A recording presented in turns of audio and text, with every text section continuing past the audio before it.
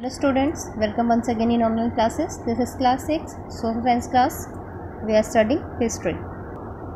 We are studying the first chapter of history and introduction. We are studying sources of history and we have studied about archaeological sources. You know now there are two types of sources of history. First is archaeological and second is literary. So we have studied about archaeological sources. Sources just like fort, buildings, etc. are the example of archaeological sources which have no written records. And today we will study about literary sources. We have studied some paragraphs of literary sources. Today we will start sources of different types of literary sources. Literary sources include number 1 religious literature and number 2 secular literature. What is religious literature? The religious or sacred literature of India includes the Brahmanical literature just like Ved, Smritis, Upanishad, Puran, Aranyakas, etc. Buddhist and Jain sacred texts and epics. These are religious literature. The Rig Veda is the oldest works among the Brahmanical literature. Which is the oldest? Rig Veda. It enunciates the religious, social and economic life of the early Aryans. The later Vedas and Samhitas provide enough information on the life of post-Vedic Aryans. Rigveda provides the economic life of early Aryans and other Vedas and Samhitas provide the life of post-Vedic Aryans. The Smritis, composed mainly during the Gupta period, elucidate the social and religious life of the people of Gupta period. Among the epics, the Ramayana and the Mahabharata are the most important, written by Maharshi Valmiki and Maharshi Vedvyas. Ramayana is written by Maharshi Valmiki and Mahabharata is written by Maharshi Vedavyas. Both epics have a great religious importance for Hindus. Among Buddhist literature, the Triptikas are the oldest. Which one is oldest? Tripitaka. They contain the religious view of the Buddha, rules of Buddha, Buddha Sangha, and the Buddhist philosophy. The Jatakas are the stories of lives of Buddha in earlier births. The Mahavamsa and the Deepavamsa of Sri Lanka also throw a great deal of light on the ancient history of India.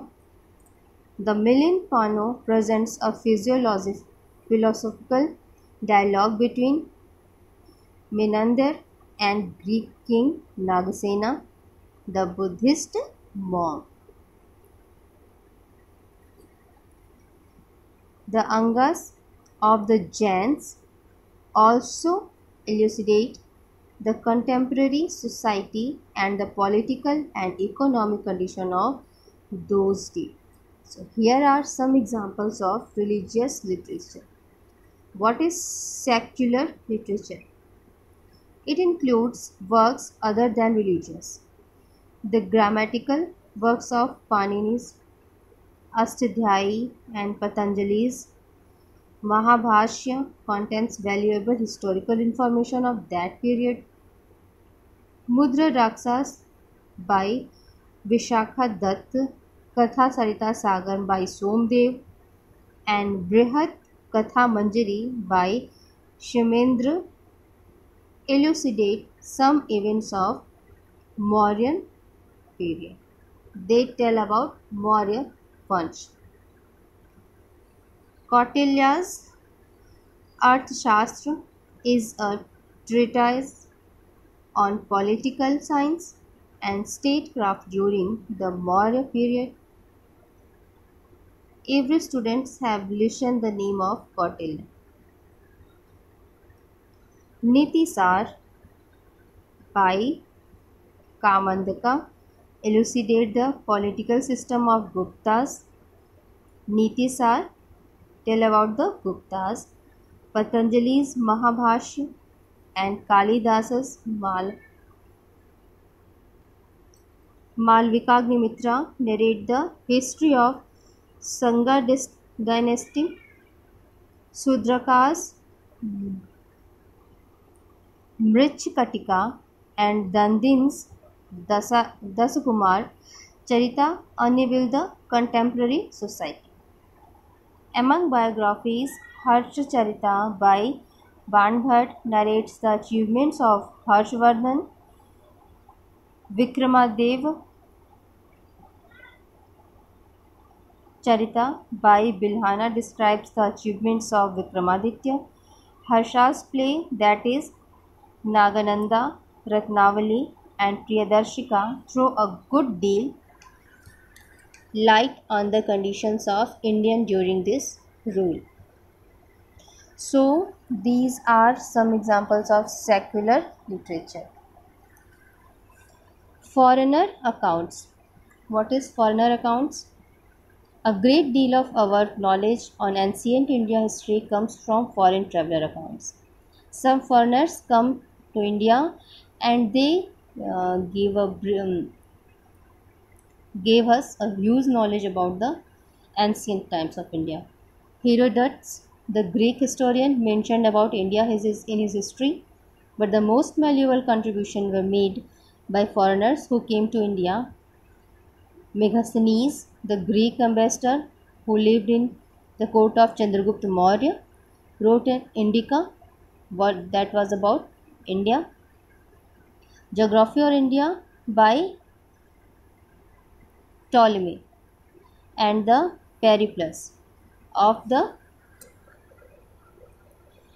Erythraean Sea by unknown Greek author are important works on India. Chinese travelers like Fa Hin, Huingsang and Te Sing have recorded valuable accounts of contemporary India. And there is a Muslim scholar also, Al-Biruni, gave a vivid account of literature, religion and social institution of India in his famous book Tahqiq-e-Hind. The Venetian traveler Marco Polo has left a very interesting account of the social manner and customs of South India. This is the statue of Marco Polo that is situated in China. So students, this was your first chapter. I will start its exercise in next video. Once again, I'm requesting you to buy your books as soon as possible. All your books are available in your college bookstore. Children, take care. Goodbye.